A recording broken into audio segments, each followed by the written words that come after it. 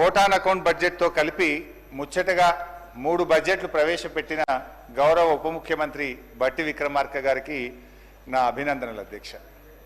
అదేవిధంగా అధ్యక్ష, భారతదేశంలోనే అత్యధికంగా 14 సార్లు బడ్జెట్ ప్రణాళికలను రూపొందించి రికార్డు సృష్టించిన మన రాష్ట్ర ఆర్థిక శాఖ ప్రత్యేక ప్రధాన కార్యదర్శి కె రామకృష్ణారావు గారికి కూడా నా శుభాకాంక్షలు తెలియజేస్తున్నాను.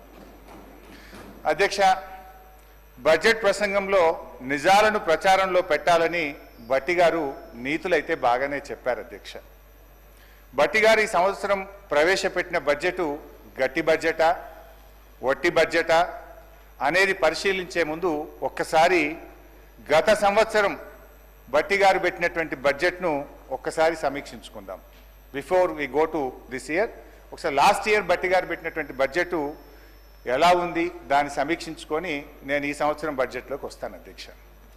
వారు అప్పుడు ఏమన్నారంటే అధ్యక్ష, బట్టి గారు మీద ప్రసంగం ఉందా లాస్ట్ ఇయర్ది పంపాలి, నా కాపీ నాది మొత్తం మీ ప్రసంగంలో నుంచే నా స్పీచ్ ఉంటుంది, పంపంటే కాపీ పంపుతారు, 2 తెచ్చుకున్నా.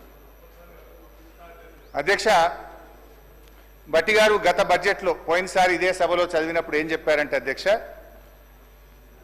పేజ్ నెంబర్ 6, 10 ఏళ్ల తర్వాత వాస్తవానికి దగ్గరగా ప్రణాళికాబద్ధమైన బడ్జెట్ను తొలిసారిగా మా ప్రభుత్వం శాసనసభలో ప్రవేశపెట్టింది అని అన్నారు అధ్యక్ష.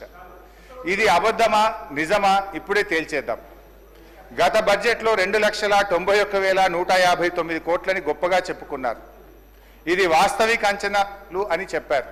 నేను ఆ రోజే చెప్పాను అధ్యక్ష, ఇది అవాస్తవిక అంచనాలు, ఇది రీచ్ కాదు అని చెప్పి నేను ఆ రోజే ఈ సభలో చెప్పాను అధ్యక్ష. ఇవాళ రివైజ్డ్ ఎస్టిమేట్లో ఏం పెట్టారు అధ్యక్ష, 27,000 కోట్లు తక్కువ చేసి చూపారు. ముఖ్యమంత్రి గారు నిన్నో మొన్నో ఎక్కడో మాట్లాడుకుంటూ మా బడ్జెట్ 60-70 వేల కోట్లు లోటు ఉంటుందని చెప్పి ముఖ్యమంత్రి గారు సెలవిచ్చారు అధ్యక్ష. అంటే గతంలో మీరు చెప్పిన అంచనా అవాస్తవము అని ఈరోజు తేలిపోయింది అధ్యక్ష. అధ్యక్ష, ఫస్ట్ ద ప్రామిస్ రిఫార్మ్స్ అంటే ఈ కాంగ్రెస్ది ఒక సూట్ అయ్యేటువంటి ఒక చిన్న కోడ్ చెప్తాను అధ్యక్ష. First they promise reforms, then they reformed their promises. అధ్యక్ష, పైన చెప్పిన కొటేషన్ ఎవరు చెప్పిండ్రో కానీ ఇది కాంగ్రెస్ పార్టీకి బాగా సూట్ అవుతుంది అధ్యక్ష. ఎన్నికల ముందు మార్పు పేరిట వాగ్దానాలు ఇచ్చారు, ఎన్నికలయ్యాక ఆ వాగ్దానాలను ఏమార్చారు. సింపుల్గా స్ట్రైట్గా చెప్పాలంటే అధ్యక్ష, ఎన్నికల ముందు ఏమన్నారు, ఎల్ఆర్ఎస్ వద్దు, నో ఎల్ఆర్ఎస్ నో బీఆర్ఎస్ అన్నారు. ఎల్ఆర్ఎస్ ఉచితంగా చేస్తామన్నారు. కానీ ఇప్పుడు ఏమంటున్నారంటే ముక్కుబిండి ఎల్ఆర్ఎస్ వసూలు చేస్తాం, ఎల్ఆర్ఎస్ కట్టాల్సిందే అని ఇలా పేద ప్రజల రక్త మాంసాలు పీల్చి ఇలా ఎల్ఆర్ఎస్ను వసూలు చేస్తా ఉన్నారు. రెండవది అధ్యక్ష, ఆనాడు బట్టి గారు, సీతక్క గారు, ఉత్తమ్ కుమార్ రెడ్డి గారు ఫార్మాసిటీకి మేము భూములు సేకరిస్తూ ఉంటే ఆ రోజు అక్కడ పాదయాత్ర చేసి పచ్చటి భూములు ఎలా తీసుకుంటారు, మా ప్రభుత్వం అధికారంలోకి వస్తే ఫార్మాసిటీ భూములు తిరిగి వాపస్ ఇస్తాము అన్నారు.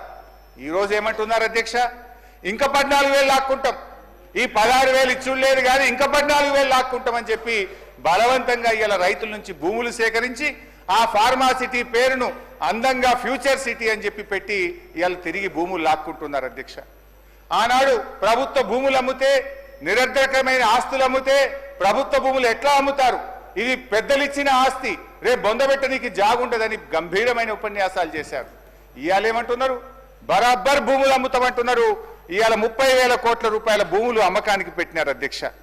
అంటే అప్పుడేమో they promised reforms, now they reform there promises. ఈ రకంగా ఉంది అధ్యక్ష. ఇకపోతే అధ్యక్ష, గత సంవత్సరం బడ్జెట్లో చెప్పిన కొన్ని విషయాలు పరిశీలిద్దాం.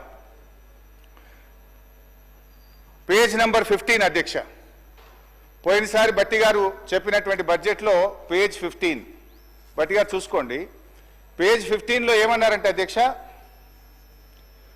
రైతుకు నిజమైన మేలు జరగాలనే ఉద్దేశంతో మా ప్రభుత్వం ఒక్కసారి 31,000 కోట్ల రుణమాఫీ చేయాలని సంకల్పించింది. ఇప్పటికే ఇచ్చిన మాట ప్రకారంగా 2 లక్షల రుణమాఫీకి అవసరమైన 31,000 కోట్ల రూపాయలను సమీకరించుకున్నాం, అంటే డబ్బులు రెడీ పెట్టుకున్నాం. ఈసారి బడ్జెట్లో ఏం చెప్పిన అధ్యక్ష, 20,000 కోట్లు మాత్రమే చేశారు అని చెప్తున్నారు అధ్యక్ష. పోనీ మిగతాది ఎప్పట్లోగా చేస్తారో చెప్పడం లేదు అధ్యక్ష. ఇంకా ఆ ఉపన్యాసంలో బట్టి గారు ఎంత దూరం పోయి మమ్మల్ని విమర్శించిందంటే అధ్యక్ష, సిగ్గుచేట అధ్యక్ష. చేతగానమ్మకు మాటలు ఎక్కువ అన్నట్లు రుణమాఫీలో పూర్తిగా విఫలమైన గత ప్రభుత్వ నాయకులు మా చిత్తశుద్ధిని శంకిస్తూ ప్రజలను తప్పుదోవ పట్టించేందుకు శతవిధాలా ప్రయత్నం చేస్తున్నాం.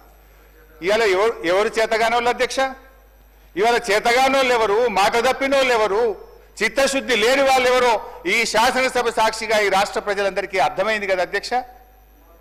ఏమైంది 31,000 కోట్లు నిధులు సమీకరించుకున్నామని మీ ప్రసంగంలో చాలా గట్టిగా చెప్పారు కదా. ఏమైంది బట్టి గారు అని చెప్పి నేను అడుగుతా ఉన్నా.